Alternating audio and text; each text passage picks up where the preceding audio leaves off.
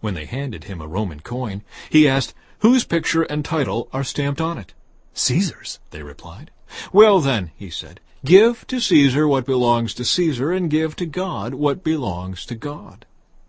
His reply amazed them, and they went away. Discussion about resurrection. That same day, Jesus was approached by some Sadducees, religious leaders who say there is no resurrection from the dead. They posed this question: "Teacher, Moses said if a man dies without children, his brother should marry the widow and have a child who will carry on the brother's name.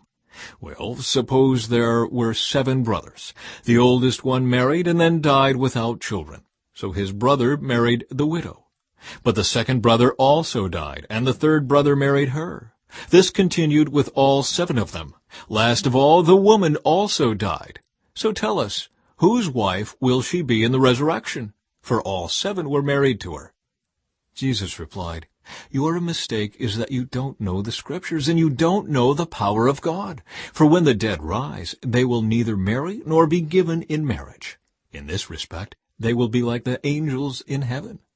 But now, as to whether there will be a resurrection of the dead, haven't you ever read about this in the Scriptures? Long after Abraham, Isaac, and Jacob had died, God said, 'I am the God of Abraham, the God of Isaac, and the God of Jacob.' So he is the God of the living, not the dead." When the crowds heard him, they were astounded at his teaching. The most important commandment. But when the Pharisees heard that he had silenced the Sadducees with his reply, they met together to question him again. One of them, an expert in religious law, tried to trap him with this question: "Teacher, which is the most important commandment in the law of Moses?" Jesus replied, "You must love the Lord your God with all your heart, all your soul, and all your mind. This is the first and greatest commandment. A second is equally important: love your neighbor as yourself. The entire law and all the demands of the prophets are based on these 2 commandments." Whose son is the Messiah? Then, surrounded by the Pharisees, Jesus asked them a question. "What do you think about the Messiah? Whose son is he?" They replied, "He's the son of David."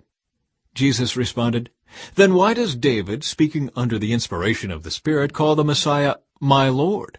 For David said, 'The Lord said to my Lord, sit in the place of honor at my right hand, until I humble your enemies beneath your feet.'